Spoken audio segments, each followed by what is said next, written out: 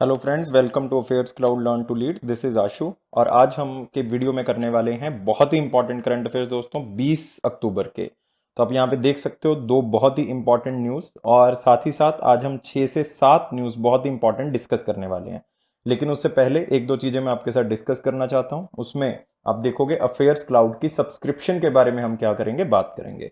मतलब आप हमारी अफेयर्स क्लाउड की पीडीएफ जो है वो बाय कर सकते हो। बहुत ही आसान तरीका है उसका। या तो आप अफेयर्स क्लाउड की वेबसाइट जाओ, affairs cloud slash current affairs करके आप सीधा विजिट कर सकते हो। या फिर अगर आप देखोगे सीधा ही डिस्क्रिप्शन बॉक्स में, मतलब इस वीडियो के नीचे जो है वो डिस्क्रिप्शन बॉक्स के अंदर एक लिंक दिया हुआ है, सीधा ही आप वहां पे सब्सक्राइब कर सकते हो। आपको क्या मिलेगा दोस्तों इस सब्सक्रिप्शन के अंदर? आपको डेली पीडीएफ्स मिलेंगी, आपको वीकली पीडीएफ्स मिलेंगी, आपको वीकली टेस्ट मिलेंगे दोस्तों, जो कि आपको बहुत ही ज्यादा इंपॉर्टेंट है ताकि आप करंट अफेयर्स रिटेन कर भी पाते हो या नहीं ये आपको पता लगेगा। और साथ ही साथ आपको मंथली पीडीएफ्स मिलेंगे, जिसमें आपको एक पीडीएफ नहीं, जिसमें आपको 5 तरह की पीडीएफ्स मिलेंगे। जिसमें एक तो टॉप 100 करंट अफेयर्स मिलेंगे उस मंथ के, साथ ही साथ बैंकिंग, फाइनेंस और इकोनॉमी का सेक्शन मिलेगा, जो कि बैंकिंग की जो बच्चे तैयारी कर रहे हैं उनके लिए बहुत ज्यादा इंपॉर्टेंट है। और आपको एक पॉकेट पीडीएफ मिलेगी, नाम से पता लग रहा है कि पॉकेट में रख सकते हो, मतलब आप इसको आसानी से रिवाइज कर सकते हो। और एक क्वेश्चन एंड आंसर की पीडीएफ आपको मिलेगी। ये बहुत ही इंपॉर्टेंट है ताकि जो मंथली करंट अफेयर्स आप करते हो उनको क्वेश्चन एंड आंसर की फॉर्म में फटाफट रिवाइज कर सको। ये सारे के सारे करंट अफेयर्स आपको बहुत ही कम प्राइस पे दोस्तों मिल रहे हैं। एक बार विजिट करके देखो, आप खुद प्राइस देखोगे, आप कहोगे बहुत ही नॉमिनल कॉस्ट है। और उसके ऊपर भी हम आपको 10% डिस्काउंट दे रहे हैं। आप इस कोड को यूज कर सकते हो H10, तो आपको क्या मिलेगा, 10% एक्स्ट्रा डिस्काउंट मिलेगा उस नॉमिनल कॉस्ट के ऊपर। और ये करंट अफेयर्स दोस्तों हिंदी में भी हैं और इंग्लिश में भी हैं, तो आपको ये भी फायदा साथ में मिल रहा है। तो आप इसको बाय कर सकते हो बहुत ही आसान तरीके से। और हम आज के वीडियो को स्टार्ट करें। आप देख सकते हो 20 अक्टूबर के, और ये रहा हमारा पहला क्वेश्चन। कति Bihu is one of the set of 3 Bihu festivals. मतलब 3 बिहू फेस्टिवल होते हैं उस स्टेट में, उसमें से एक फेस्टिवल का नाम क्या है, कति बिहू। और आपको पता है कि बिहू फेस्टिवल किसके लिए, एग्रीकल्चर फेस्टिवल्स के नाम से जाने जाते हैं। ये किस स्टेट में मनाए जाते हैं? बहुत ही सिंपल क्वेश्चन है, नहीं तो मैं इसको वेरी इंपॉर्टेंट या मोस्ट इंपॉर्टेंट में डालता, लेकिन बिहू फेस्टिवल सबको पता है इसलिए मैंने इसको इंपॉर्टेंट क्वेश्चंस में डाला है।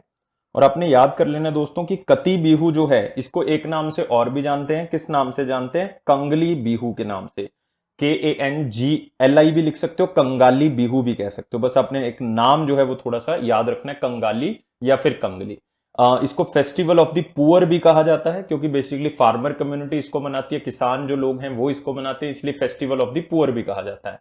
क्योंकि जो ये वर्ड है कंगाली या कोंगल, या एक वर्ड और यूज करते हैं कोंगल, ये बेसिकली इसका मतलब ही क्या होता है, पुअर। तो इसलिए इसको जो है वो फेस्टिवल ऑफ द पुअर्स भी कहा जाता है। ये मिड अक्टूबर में, जैसे अभी जो हमारा टाइम चल रहा है, तो इसमें सेलिब्रेट किया जाता है। बिकॉज इस टाइम पीरियड पे जो है वो क्रॉप्स होती हैं, ग्रोइंग स्टेज पे होती हैं, तो इसलिए जो है वो इसको क्या किया जाता है, सेलिब्रेट किया जाता है। तो याद रखना है, कति बिहू या बिहू आ जाए तो आंसर कौन सी स्टेट होगी ये आपको पता ही है। आंसर कौन सा होगा? असम होगा दोस्तों। असम आपके लिए बहुत ही ज्यादा फेमस स्टेट है, बिकॉज ऑफ यहाँ पे वाइल्ड लाइफ और नेशनल पार्क्स जो है वो बहुत ही इंपॉर्टेंट हैं। काजीरंगा नेशनल पार्क है यहाँ पे, मानस नेशनल पार्क और टाइगर रिजर्व है यहाँ पे। काजीरंगा जाना था वन हॉर्न्ड राइनो के लिए। और साथ ही साथ अगर आप देखोगे यहाँ पे दिब्रू शैकोवा बायोस्फीयर रिजर्व है। दिब्रू शैकोवा का दोस्तों आपको पता है, दिब्रू शैकोवा का मतलब है कि ये 18 बायोस्फीयर रिजर्व में से एक बायोस्फीयर रिजर्व है, तो बहुत ही इंपॉर्टेंट हो जाता है दिब्रू शैकोवा बायोस्फीयर रिजर्व। यहाँ पे एक जो है आपको मिलेगा रिवराइन आइलैंड, जिसका नाम क्या है, मजौली आइलैंड, वो भी आपको यहीं पे मिलेगा, जो कि आप कह सकते हो वर्ल्ड का वन ऑफ दी लार्जेस्ट जो है वो मजौली रिवराइन आइलैंड जो है वो आपको असम के अंदर मिलेगा। तो काफी सारा इंफॉर्मेशन है असम के अंदर, आपने इसको याद रखना है। तो कति बिहू हमारी न्यूज थी। आप देख सकते हो इसमें बैम्बू के दिए जो हैं वो भी यूज किए जाते हैं, और इसमें दिए जला के जो है वो इसको बहुत अच्छी तरह से फेस्टिवल को सेलिब्रेट किया जाता है। और बहुत ही खुशनुमा माहौल जो है वो इस टाइम पे असम के अंदर होता है, क्योंकि ये फेस्टिवल सीजन अभी दिवाली तक चलेगा। और 2 फेस्टिवल और हैं बिहू के नाम से ही। एक क्या है, रोंगोली बिहू, आपने याद रखना है, रोंगाली या रोंगोली बिहू। और एक आपने याद रखना है बोगली बिहू। कौन सा? बोगली बिहू, BHOGALI, बोगली बिहू। तो दोनों याद रखने हैं, रंगोली भी याद रखना है और बोगाली भी याद रखना है। क्लियर? चलो आगे करते हैं दोस्तों, अगली न्यूज के ऊपर आते हैं। और बहुत ही इंपॉर्टेंट, वेरी इंपॉर्टेंट न्यूज में इसको डाल लो। इंडिया और श्रीलंका का नेवी एक्सरसाइज जो है वो मैरीटाइम एक्सरसाइज हुआ है, उसका नाम आपने एक्सरसाइज का बताना है। बहुत ही सिंपल है, इंडिया और श्रीलंका की है, नेवी की एक्सरसाइज है, तो नाम क्या होगा?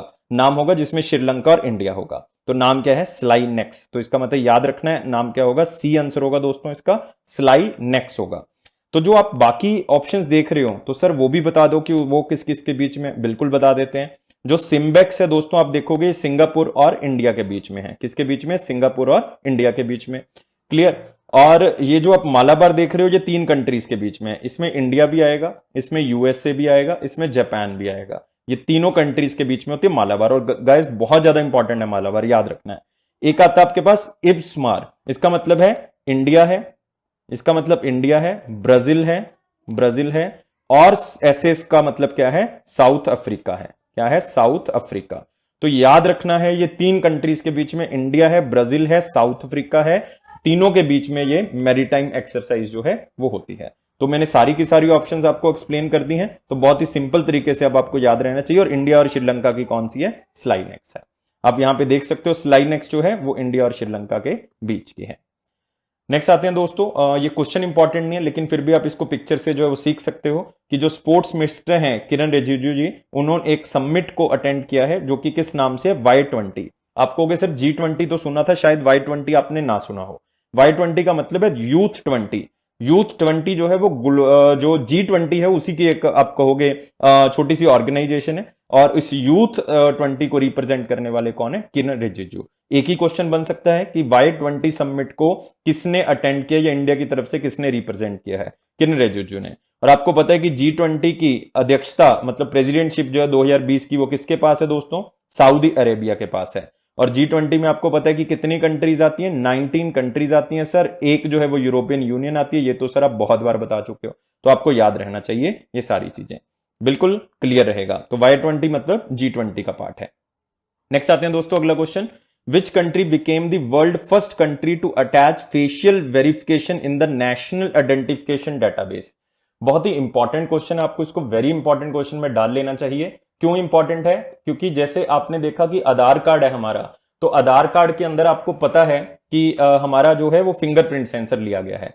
लेकिन यहां पे जो है वो क्या लिया गया? फेशियल वेरिफिकेशन की दोस्तों बात करें, facial verification of national identification, ताकि जो लोग हैं वहां के फेशियल रिप्रेजेंटेशन के अकॉर्डिंग उनको सरकार की जो स्कीम्स हैं उनका लाभ मिल सके, पब्लिक डिस्ट्रीब्यूशन स्कीम है उनका फायदा मिल सके। इवन टैक्स डिक्लेरेशन में भी जो है वो इसका यूज किया जाएगा, पब्लिक हाउसिंग एप्लीकेशन में इसका यूज किया जाएगा, ताकि कोई गलत बंदा तो नहीं रह रहा उस घर के अंदर, तो पब्लिक हाउसिंग एप्लीकेशन में इसका यूज किया जाएगा। तो बहुत इंपॉर्टेंट है दोस्तों, इसका आंसर क्या आएगा? सिंगापुर। याद रख लेना है, सिंगापुर पहली वर्ल्ड की कंट्री है जो कि क्या करेगी? फेशियल रिकॉग्नाइजेशन करेगी अपने डेटाबेस के अंदर। और इसका नाम क्या रखा गया है? इसका नाम रखा गया है सिंग पास फेस वेरिफिकेशन। सिंग पास मतलब Singapore pass, that is the Singpass face verification system. और ये सिंगापुर के अंदर आपको पता ही है कि अभी मैंने एक एक्सरसाइज आपको बताई थी, वो कौन सी थी? सिम्बेक्स, सिंगापुर और इंडिया की। और सिंगापुर के आपको प्राइम मिनिस्टर पता ही है, ली सीन लूंग, तो याद रहना चाहिए ली सीन लूंग। करेंसी जो है वो सिंगापुर डॉलर है, और एक्सरसाइज में आपको पहले ही बता चुका हूं। तो फेशियल वेरिफिकेशन आपको याद रहेगा। तो आप यहां पे देख सकते हो पिक्चर के अंदर, Singapore become the first country use facial recognisation to pay taxes. Next आते हैं दोस्तों अगला question. Which bank and life insurance company limited launched invest 4G, a unit linked individual life insurance cum saving plan? Basically वो bank भी हैं, वो insurance company भी हैं। वो 3 बैंक्स का बेसिकली एक इंश्योरेंस का क्या है? ग्रुप है। और वो 3 कौन सी इंश्योरेंस कंपनीज का ग्रुप है, मतलब वो कौन सी बैंक की इंश्योरेंस कंपनीज बनी हुई हैं? उसका आंसर क्या आएगा? All of this. मतलब Canara, HSBC, oriental bank of commerce का एक लाइफ इंश्योरेंस ग्रुप बना हुआ है, जिसका हेडक्वार्टर आपको कहां पे मिलेगा? इसका हेडक्वार्टर आपको मिलेगा गुरुग्राम के अंदर। तो इन तीनों के ग्रुप ने एक ऐसा प्रोडक्ट स्टार्ट किया है, individual life insurance cum saving plan, ताकि सेविंग भी हो सके और आपको इंश्योरेंस के बेनिफिट्स भी जो है वो मिल सके। इसको नाम क्या दिया गया है? Invest 4G। नाउ ये किस तरह से काम करेगा? अगर आप जिस तरह का भी लाइक कोई इंडिविजुअल गोल आप रख रहे हो कि शादी करनी है या कुछ करना है, तो आप सेव भी कर सकते हो उसमें। इवन आप इंश्योरेंस का भी जो है फायदा उठा सकते हो। इसको आपकी जरूरतों के अकॉर्डिंग ही मॉडिफाई कर सकते हो। और ये कौन सी कंपनी है? Canara, HSBC, oriental bank of commerce life insurance company. और याद रखना है आंसर क्या आएगा इसका? ऑल ऑफ दीज आएगा। और इसका हेडक्वार्टर याद रखना है दोस्तों कि कैनरा, एचएसबीसी, ओबीसी का एक लाइफ इंश्योरेंस ग्रुप है, तीनों का इकट्ठा है। उस लाइफ इंश्योरेंस ग्रुप का हेडक्वार्टर कहां पे है? गुरुग्राम में है। और इसका नाम क्या है? Canara HSBC OBC life insurance 4G invest. याद रखना है इन्वेस्ट 4G। कहीं आप टेलीकम्युनिकेशन के साथ इसको रिलेट करने लग जाओ फिर गलत हो जाएगा आंसर।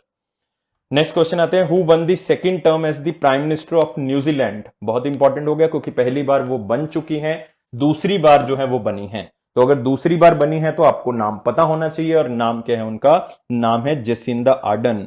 तो याद रखना है जेसिंदा आर्डन जो है वो न्यूजीलैंड की दूसरी बार जो है वो प्राइम मिनिस्टर चुनी गई है। दूसरी बार प्राइम मिनिस्टर चुनी गई, बहुत ही यंग हैं। अगर आप देखोगे बहुत ही लैंडस्लाइडिंग उनकी विक्ट्री रही। कौन सी पार्टी से बिलोंग करती हैं? याद रखना है लेबर पार्टी से बिलोंग करती हैं न्यूजीलैंड की।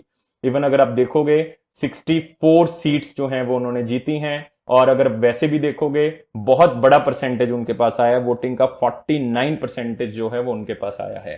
तो इनके बारे में एक इंटरेस्टिंग फैक्ट बताता हूं मैं जेसिंदा आर्डन के बारे में, कि ये पूरे वर्ल्ड की ऐसी दूसरी लीडर हैं जिन्होंने अपनी टर्म के दौरान, जब अपने ऑफिस में काम कर रहे थे, उस टाइम पीरियड के दौरान इन्होंने एक बच्चे को जन्म दिया। मतलब कह सकते हो कि during as a prime minister इन्होंने अपने बच्चे को जन्म दिया। पहली लेडी थी पाकिस्तान की प्राइम मिनिस्टर बेनजीर भुट्टो, लेकिन ये दूसरी हैं जेसिंडा एंडरसन। इससे आपको याद रहेगा एक इंटरेस्टिंग फैक्टर जो है वो साथ में जुड़ चुका है। और कंट्री कौन सी है? ये न्यूजीलैंड है। तो याद रहेगा, बहुत इंपॉर्टेंट है। और पिछले 24 साल से न्यूजीलैंड में ऐसा नहीं हुआ कि कोएलिशन के बिना, मतलब गठबंधन के बिना सरकार बनी हो। ये बहुत टाइम के बाद हुआ, 24 साल के बाद हुआ है कि बिना गठबंधन के सरकार जो है वो बनने जा रही है। तो आप देख सकते हो इनकी पिक्चर जेसिंदा एंडरसन की, और साथ ही साथ में not Anderson, basically Ardern win second term in the election, landslide winning. Next आते हैं, who won men single Denmark open 2020 badminton world federation tournament. तो बैडमिंटन से रिलेटेड है एक, तो ये आपने याद रखना है। दूसरी बात कि ये हर साल होता है, डेनमार्क ओपन है। कई बार ये भी पूछ सकते हैं डेनमार्क ओपन जो है वो किस गेम से रिलेटेड है, तो आपने याद रखना है वो किससे रिलेटेड है? बैडमिंटन से रिलेटेड है। मेन सिंगल्स को कौन जीता है ये आपने मुझे बताना है, और आंसर इसका सिंपल है, वो बंदा डेनमार्क से ही बिलोंग करता है। आंसर क्या है? एंडर्स एंटनसन। याद रखोगे, ए करके भी याद रख सकते हो अगर याद रखना है, अदरवाइज 2-3 बार रिवाइज करोगे आप ऑप्शन देख के पिक करना स्टार्ट कर जाओगे। एंडर्स एंटनसन जो है वो इसका नाम है, जिसने मेंस कैटेगरी में जो है बैडमिंटन चैंपियनशिप को जीता है। इंडिया को भी रिप्रेजेंट किया था किदाम्बी श्रीकांत ने, आपको पता है बैडमिंटन के बहुत ही अच्छे प्लेयर हैं, लेकिन वो क्वार्टर फाइनल्स में हार गए थे, चाइना के प्लेयर से हार गए थे। और जो है चाइना कह सकते हो या आप कह सकते हो वो प्लेयर जो है वो ताइवान से भी बिलोंग करते हैं, तो चाइनीज ताइवी कह सकते हो। तो एंडर्स एंटरसन याद रखना है, ये मेंस कैटेगरी में जीते हैं। तो अगला क्वेश्चन इसी से रिलेटेड है, वोमेन कैटेगरी में कौन जीता है? तो वोमेन कैटेगरी में जो जीती हैं वो बेसिकली जापान की प्लेयर हैं, और वो प्लेयर कौन है? और उन प्लेयर का नाम है नोजोमी ओकुहारा। क्या नाम है? Nozomi Okuhara. और ये वोमेन सिंगल्स जीती हैं सेम डेनमार्क ओपन के अंदर, बैडमिंटन के अंदर। तो याद रखना है ये जापान से ही बिलोंग करती हैं, लेकिन जो हमारे पास एंडर्स एंटनसन है ये कहां से बिलोंग करते हैं? डेनमार्क से ही बिलोंग करते हैं। तो इस चीज को आपने याद रखना है। तो नाजोमी ओकुहारा याद रहेगा आपको। तो आप देख सकते हो बहुत ही इंपॉर्टेंट, डेनिसा डेनमार्क ओपन याद रखोगे, बैडमिंटन से रिलेटेड है। नेक्स्ट आते हैं दोस्तों, who won the gold medal in the women's event of Sheikh Russel international air rifle championship.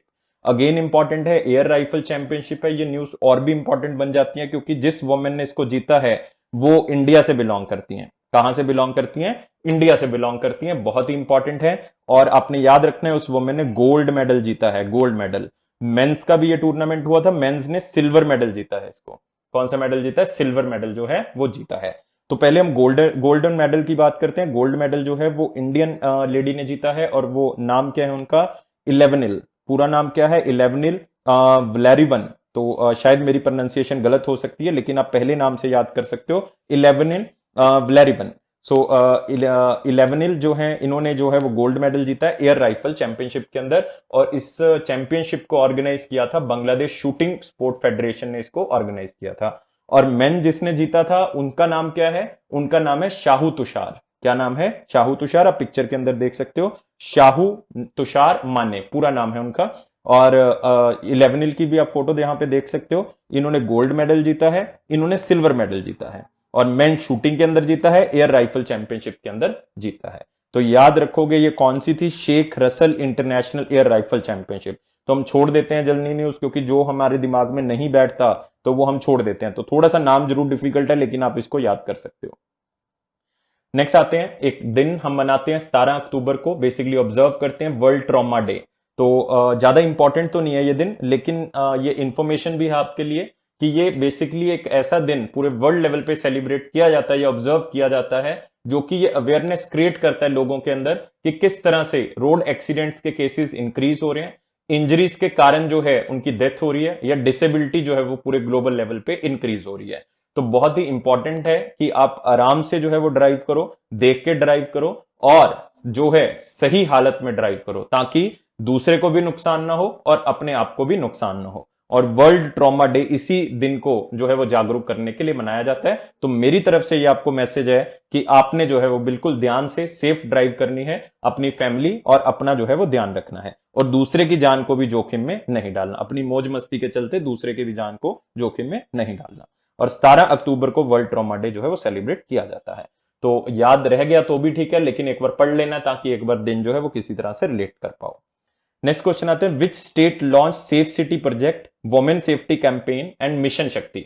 दो चीजें लॉन्च की हैं दोस्तों उस स्टेट ने, एक तो वुमेन सेफ्टी कैंपेन लॉन्च किया है, एक मिशन शक्ति कैंपेन लॉन्च किया है। और वुमेन सेफ्टी कैंपेन जो है वो सेफ सिटी प्रोजेक्ट है, मतलब ये दोनों वुमेन एम्पावरमेंट के लिए किए गए हैं। जो सेफ सिटी प्रोजेक्ट है दोस्तों, उसका टाइम जो है वो 180 दिन का है, मतलब ये कैंपेन है तो 180 डेज तक जो है वो लॉन्ग कैंपेन चलाया जाएगा, मतलब 6 महीने तक इस कैंपेन को चलाया जाएगा। क्यों चलाया जाएगा? ताकि वुमेन पुलिस पर्सोनल जो हैं वो इस मूवमेंट में इन्वॉल्व हो सकें और देख सकें कि pride and the safety for women, कि उनको फील करवाना है प्राइड और सेफ जो है वो फील करवाना है वुमेन को, उसके लिए जो है वो चलाया गया। ताकि जो अभी आपने देखा यूपी के अंदर रेप विक्टिम हुए हैं, बहुत ज्यादा रेप इंसिडेंट स्टार्ट हुए हैं, जिसके कारण जो है वो उनको सेफ और प्राइड जो है वो फील करवाना है। तो उसके लिए मिशन शक्ति भी बेसिकली इसी चीज को रिलेट करता है कि जो औरतें हैं उनकी सेफ्टी को इंश्योर करता है, उनकी डिग्निटी को जो है वो क्या करता है, इंश्योर करता है। क्योंकि ये बेसिकली एक ट्रिब्यूट है मिशन शक्ति, जो अभी लड़की का देहांत हुआ था बलरामपुर रेप इंसिडेंट के अंदर, बहुत ही फेमस इंसिडेंट हो गया है ये इस टाइम पीरियड पे। तो उनका जो है वो देहांत हो गया था लड़की का, जिसके कारण मिशन शक्ति जो है वो उनको डेडिकेट किया गया है। तो आपको अंदाजा हो गया है मैं कौन सी स्टेट की बात कर रहा हूं। मैं बात कर रहा हूं योगी आदित्यनाथ जी की स्टेट, जिसका नाम क्या है, उत्तर प्रदेश, और गवर्नर कौन है, आनंदीबेन पटेल जी। तो काफी चीजें हो गई हैं। उत्तर प्रदेश में बहुत ही फेमस है दुधवा नेशनल पार्क, शायद आपको याद होगा दुधवा नेशनल पार्क। तो उत्तर प्रदेश गवर्नर जो है आनंदीबेन पटेल जी, उन्होंने इसको लॉन्च किया है, सेफ सिटी प्रोजेक्ट। नेक्स्ट आते हैं दोस्तों अगला क्वेश्चन। ये अगला क्वेश्चन है, Stellapps and IIT Madras incubated dairy tech startup and World Economic Forum launched move pay in which state. अब मूव पे बेसिकली क्या है, जिसमें क्या होगा कि डेयरी फार्मर जो हैं उनको पैसे जो है इस ऐप के थ्रू ही जो है वो ट्रांसफर कर दिया जाया करेंगे।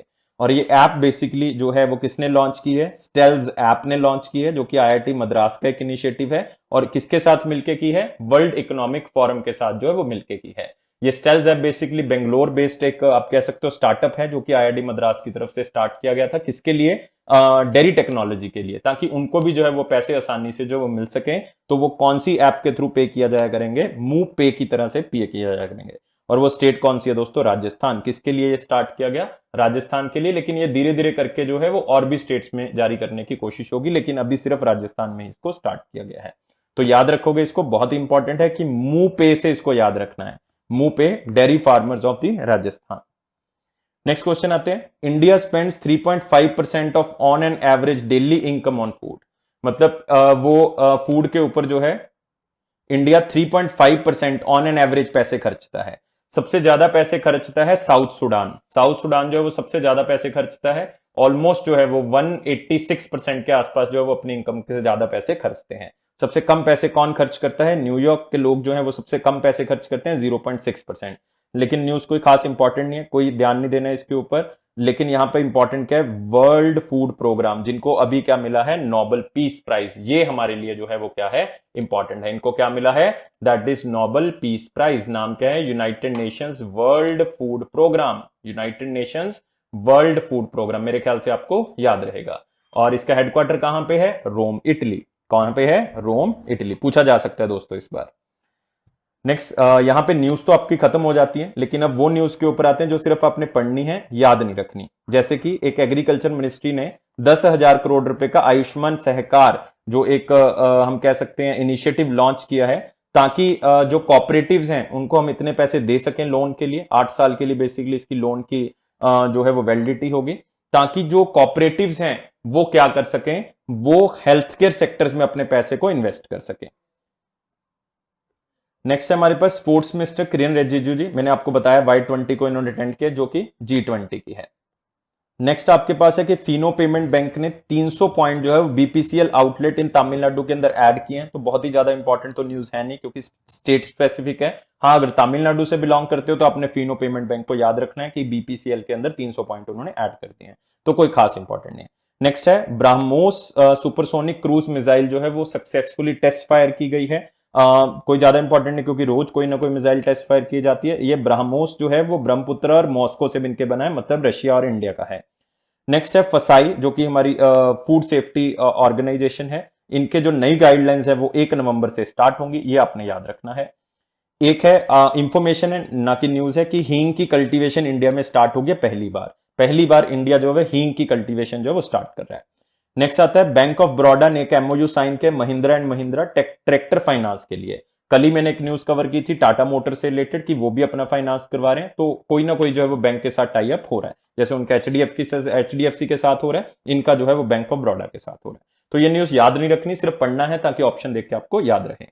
तो ये थी हमारे पास आज की बहुत ही इंपॉर्टेंट न्यूज। अगर आपको अच्छा लगा तो आप चैनल को सब्सक्राइब जरूर करें, और गाइस 300 लाइक्स हमें चाहिए ताकि हम और भी कंटेंट आपके लिए बना सकें। और ये अफेयर्स क्लाउड का प्रॉमिस है कि आपके जनरल अवेयरनेस सेक्शन को जरूर बूस्ट करेगा। और साथ ही साथ ये मेरा पर्सनल प्रॉमिस है कि अगर आप 1 महीने तक लगातार वीडियोस को देखते रहे और साथ ही साथ अफेयर्स क्लाउड के पीडीएफ को पढ़ते रहे, तो आपका करंट अफेयर का सेक्शन जो है वो बहुत ज्यादा स्ट्रांग हो जाएगा। तो आपको इसमें कभी भी जो है वो प्रॉब्लम नहीं आएगी। And guys, thank you for watching this video and take care, be safe.